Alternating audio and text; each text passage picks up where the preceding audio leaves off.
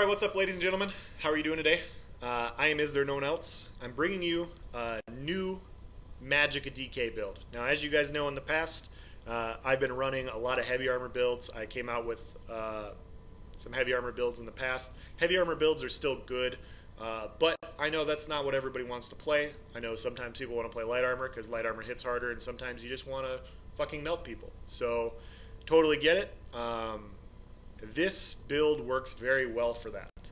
Um, Before I dive into the build too much, I want to explain, what this is good at and what its weaknesses are. The strengths with this build is it has very good sustain. It has good magicka. It has good magicka recovery.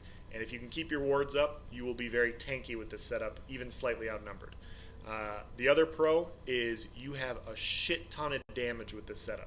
Magicka DKs in general don't have a ton of burst outside of their ultimate. This applies a lot of pressure, and you will be able to finish people very quickly with this setup because of how much damage you are putting out. This setup will be very good at Imperial City Sewers, more smaller scale. If you can get into a campaign that's not running around with super zergs, it'll be better. It'll be good in battlegrounds, fighting in battlegrounds. It'll be very useful. Where it doesn't thrive, though, is the big campaigns where you're playing by yourself and you're trying to just 1vx and you run across like 8 people. In general, the way the game currently is, you're just going to have a bad time no matter what build you're on, and that's why I made this build this way. So its one weakness is basically everybody's weaknesses. So you're going to get zerged over. You're on a Magicka DK, you have no movement speed. And you're in light armor. So sometimes you will get melted. You're going to run across 6 people. They're going to ulti dump you. You're going to die.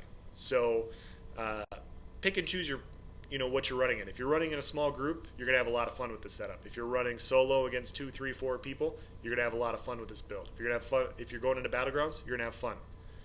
If you go into Vivek during prime time hours by yourself, you're not going to have a good time. So take it for what it is. So now that we've discussed what its strengths are, let's look at the set. At the sets, we're gonna go through the sets. We're gonna go through the skills, CP, all that, and then I'm gonna walk you through why I chose what I chose, just so you guys know. We're running 5-piece Twiceborn Star, as you guys know. Anytime I'm running a staff build right now, Twiceborn Star is just better. I've compared Shacklebreaker. I've compared Shackle versus Twiceborn Star a lot. And at the end of the day, if you can survive on Divines, if you can wear Divines and not wear Impen on your build, Twiceborn Star will outperform Shacklebreaker. Because you'll just, if you factor in the same amount of recovery, Twiceborn Star will give you more damage than Shacklebreaker will. And so if you cannot run Divines and you need to run Impen and you want to run a build like this, switch to Shacklebreaker, run Impen Shacklebreaker.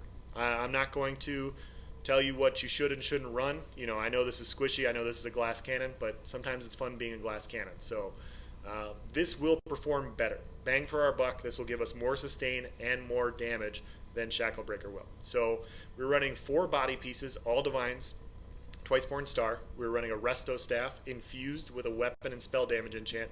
Huge buff to damage here, that's why we're running the Resto Staff. We can light attack from range. This allows us, like I said before, it's almost an Alchemist proc, very valuable. One Twiceborn Star sword on the front bar, Nirnhoned, and then we're also running 5-piece Burning Spellweave. We're running 3 jewelry, 1 body piece, and 1 sword. Also Nirnhoned. Now with the retrading, I was able to retrade these weapons to Nirnhoned, a little bit more damage against Sorks and stuff, just a lot of burst against everybody. You can go Sharpened, you can go Nirnhoned. I went Nirnhoned. So yeah, if you guys haven't seen Burning Spellweave, it's not that it's better than Sun. Sun would fit in very well here. This is a little bit more damage than Sun. The 2, 3, and 4 piece is more damage than the 2, 3, and 4 piece for Sun. The burst damage when you get this is also more than the burst damage for Sun. Sun overall, 400. I think it's 400 spell damage for the 5-piece. Very strong. You could throw Sun in here too if you want the damage all the time, but I wanted as much burst as possible, so we're running Burning Spellweave. We're also running 2 Vulcan Scoria. We're running a lot of dots. Vulcan Scoria. We are a Dark Elf. This is a huge burst damage thing.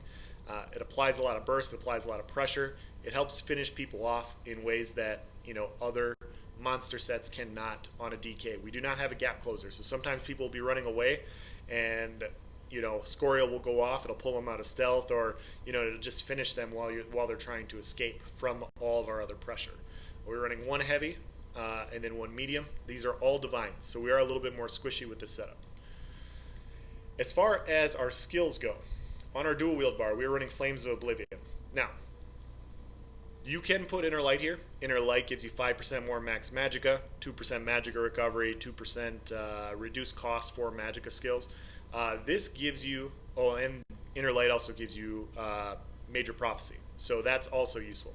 This gives you Major Prophecy as well, but instead of the max magicka, you get a Fireball that hits 6,500 flame damage unbuffed every 5 seconds. So this is going to apply some pressure to people in the fight. So we're going to lock them down, we're going to hit them with our dots. This will go off every 5 seconds. We can time it with our burst to be a little bit more bursty in general. So that's why I went with this. You choose what you want to do. If you want to go Inner Light, go Inner Light. This is a very cheap skill. It's really easy to keep up. It pulls Night Blades out of stealth. Very powerful. Structured Entropy. This is our major sorcery buff. Gives us a little bit of health. Burning Embers. Bread and butter. Magicka DK dot. Huge heal. Huge dot. Just very strong. Reduced cost. A very, very strong skill. Burning Talons. We're going with this because we want damage. Flame damage specifically. We want to apply as much pressure as possible because we are a glass cannon. We want to kill them before they kill us. And then Flame Lash with Ferocious Leap as an ultimate. Now, typically I run Meteor. This patch I'm going to be running Ferocious Leap because of the 8 meter range of Fossilized. Sometimes you apply all these things, you get your combination, and the stand builds will get up and they'll get away from you because you're not running a gap closer. This allows you to close that gap. It's a very cheap ultimate. It hits hard as shit. This is 15,800 flame damage, unbuffed. Fully buffed with our Infused Staff with Burning Spellweave. This is going to jump well over 20,000. This is a very strong burst thing. It allows us to close the gap. It allows us to finish people off. And, that's the fun part about PvP is bursting people down. We're running Resto Ult. Fossilized. This goes through block. That's why we're running this. You could run Stone Fist. Stone Fist is good damage. You could run the Vampire Stun. It's a channel. That gives you good ultimate. You could run all those. I still like this because it goes through block, and the other ones do not. That's the biggest difference, and that's why I'm running it. Engulfing Flames. You can put Spiked Armor here. You can run Mutagen here. I think those are the 2 other things I would put in this spot. If you weren't going to run Engulfing Flames. The reason we went with Engulfing Flames is it's a very nice damage over time effect, but enemies also take 10% more flame damage from all fire attacks. So if you're running in a group with this skill, your other members that are running flame damage abilities, 10% more damage. You have 10% more damage. You're a Magicka DK. That's a lot of fire damage that you're going to be dishing out. So that's why we're running it. This also boosts our heals, so because our Embers will be hitting harder, because our Flame Lash will be hitting harder, our heals will be better because we're running Engulfing Flames. We're running Elusive Mist. We are a vampire with this build. Huge damage mitigation. We don't have super high stam. We're going to play this more like a Soric, use our wards. We're not going to block cast. So because of that, sometimes we're going to get locked in towns. We're going to have to escape, so this will allow us to line of sight, pick our spots, and avoid some damage that way. Very useful skill. Harness Magicka, as I talked to you guys about before. Harness Magicka is just a very powerful skill. It's a big shield. You can't take crit damage from it, and when you're fighting a Magicka class, the cost is 4131 Magicka. You restore 1389 Magicka when a spell is absorbed up to 3 times. So this skill pays for itself when you're fighting a Magicka class. You cast it, you get hit 3 times with a Magicka spell. If it's a dot or something like that, it ticks every 2 seconds. That's 3 over 6 seconds. It pays for itself. And so your sustain is just so good with running Harness Magicka. And so since we're running light armor, this really helps in a lot of those fights where you're getting Radiant Spam, where you get meteors dropped on you, all this other stuff. Allows us to sustain quite a bit better. And then we're running Healing Ward. Healing Ward also can't be crit. It's a very good heal. You can help your buddies out with this. If you're running a group play and one of your buddies gets focused and you see their health go down, you can quick pop a Healing Ward for them. and it'll help keep them alive. So you have some group utility with this over the heavy armor builds that I've run in the past. So very useful skill when you're playing in a group. On our front bar, I already discussed all this, so we will leave our champion points. We are running 61 in a Warlord, 5 in a Siphoner, 75 Arcanist, 72 in a Shadow Ward. We will be block casting, especially on our front bar. You know, if you're in front of a Nightblade and you have them locked in talons, you want to block to get behind them, and then you stop blocking, and then you start hitting them with whips if they're in there. 17 in a Tumbling, 56 Elfborn, 57 Elemental Expert, 33 in a Spell Erosion, 7 in a Blessed, 2 in a Shattering Blows, just a little bit more against shields, 75 in a Thaumaturge for the Exploiter passive. So if you lock somebody in talons and you hit them with a whip, it will set them off damage. You will now do 10% more damage when they're off balance, so more burst. We're running 55 in resistance. Since we're running all divines, this is where our crit resist is going to come from, so we are going to pump a lot of points into this. 48 in Ironclad, 32 Hardy, 32 Elemental Defender, 48 Thick Skin, 15 into Quick Recovery. Now, you can put points into Bastion. I'm going to flirt around with this. I'd probably take some points out of here. You know, we could probably drop this down to 32. Yeah, we'll drop this down to 31. And then we'll put these points into Bastion to increase our damage shield to make us a little bit more tanky. Yeah, you could put a little bit more points into there. Just tinker with that how you want. Now, as far as our character sheet goes, this is our front bar. We have 41,000 Magicka, we have 2108 Magicka Recovery, 2251 unbuffed spell damage, 21,000 health, 12,600 stamina. That does look low, but we are running tripods, and with our ulti-gen, our ultimates will also return stamina. I have not had an issue with stamina sustain running this setup. So I think that's more than fine. We do have 1,300 crit resist. It's low, but just like all my other builds, you're relying on your wards when you're severely outnumbered. You don't want to get caught with your wards down with this build. We're going to have really high healing wards to protect us so we don't get crit, so we don't get bursted, and then our other stuff will top us off to full. But this is our unbuffed damage, which is pretty solid. We're running the Mage Mundus and the Atronach. Went with the Mage over the Apprentice because the max Magicka is very nice. It applies to our wards. It makes it a little bit more tanky. It's not as much burst as the Apprentice Mundus Stone is, but it's slightly less burst for more survivability. That's the route I went. You don't have to, but that's what I did. As far as consumables go, if you guys have watched one, you've seen them all now at this point. We're running Ghastly Eyeball. Twiceborn Star gives us enough health to where we can then run this, which gives us more sustain. 4256 max Magicka, 425 Magicka Recovery. Sustain is a big issue on a Magicka DK at times, so this allows us to sustain a little bit better. So we have good damage and we have good recovery. Now, fully buffed. Let's see if I can get my Burning Spell Weave to go off.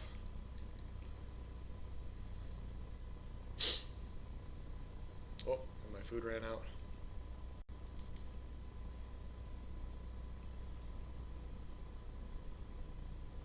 There we go. I'm going to hit with Major Entropy, Light Attack. This is our damage fully buffed. 3852 spell damage. We have just under 4,000 spell damage with this build and 41,000 Magicka. We hit really freaking hard with this setup. Like I said, 20,000 health.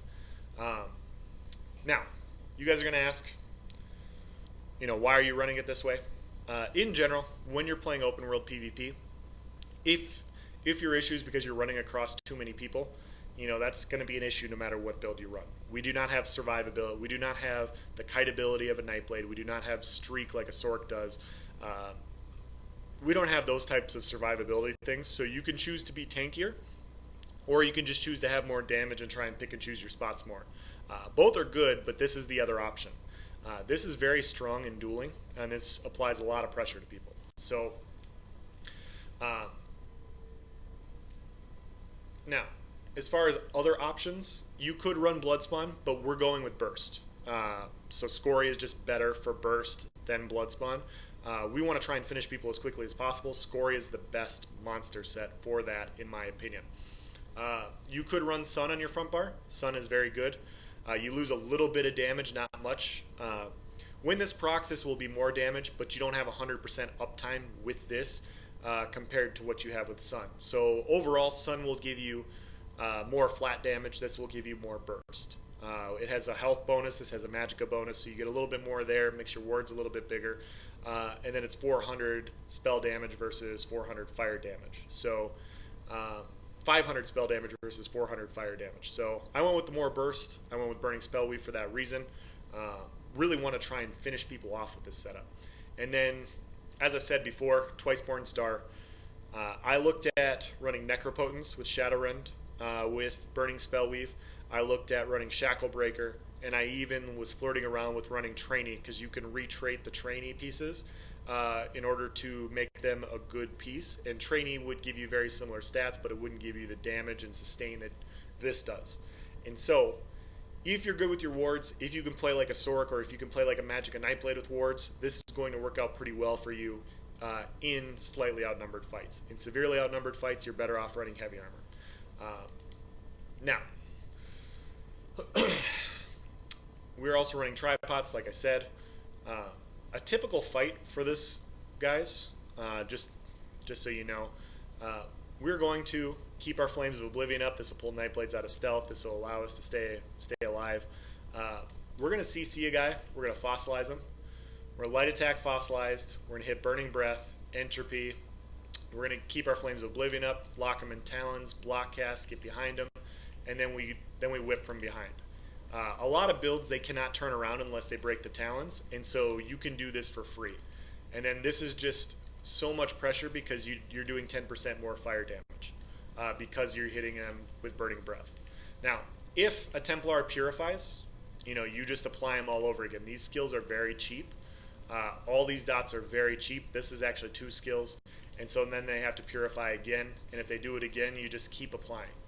And you just keep the pressure on. And you just keep locking them in Talons and make them, waste their damage on Purify. Or waste their Magicka on Purify. Because if all they're doing is purifying and healing, they're not attacking you, and you can just go on the offensive the entire time. When you fully get your buff, you see I have the Burning Spell Weave. I hit this, I hit him in Talons, and then around 5 seconds, I leap, and then hopefully you just saw the Flames of Oblivion go off at the same time with Scoria. So it's just a shit ton of pressure for people to deal with. If people are in medium armor and you get them locked in your Talons and you hit them with all this stuff, it's just, they're going to have such a hard time surviving. And then by the time they try and dodge roll and get away, you can generate an ultimate and then leap on top of them. Very, very bursty setup. Very strong. A lot of fun because you're playing on the edge of a knife, with your survivability. If your wards go down, as you guys saw, we are a little bit more squishy, but we do have 40,000 Magicka, so utilize the Magicka sustain. Keep in mind your ulti regen, you generate resources from your ultimates as well. So we have 2108 Magicka recovery, and we have recovery from ulti gen. So on top of that, we are hitting very hard as well. So you can run a lot less recovery if you want to, and you can hit even harder, maybe in a dueling situation. I haven't dueled enough to say what's better, but I would probably say you could probably run 3 enchants, or you could run 1 enchant and then the mage and the apprentice Mundus Stone for more pressure. So if you guys have any questions about this build, or if you guys want to see some more light armor stuff like this, or you have questions just about Twiceborn Star in general, I know this type of playstyle isn't for everybody. I know this isn't, this is a very squishy build if you don't keep your wards up. But any light armor build will be squishy if you do not keep your wards or your heals up. So know what it takes to survive, know what type of damage you can take and what you can't, and utilize your misform to avoid damage when you can't take what's being dished out. Get around a corner, hit him with this, lock him in Talons, kind of move around, and then avoid damage by using your Talons. Talons is a great way to be alive, stay alive in a light armor build, because like I said, people can't attack you when you're back here. There's some builds that can, there's some setups, but there's a lot that can't. And so you keep this on them, you block cast till you get behind them, and then you just beat them down from behind. So that's going to be the end of this build. I know it's a little bit more long-winded. I know I reiterated myself a few times, but this is my attempt at eliminating the Magicka DK's don't have burst issue. This is as much burst as I can physically put into a setup while also having good survivability and good sustain. So let me know what you think. Thank you for watching. Have a nice day.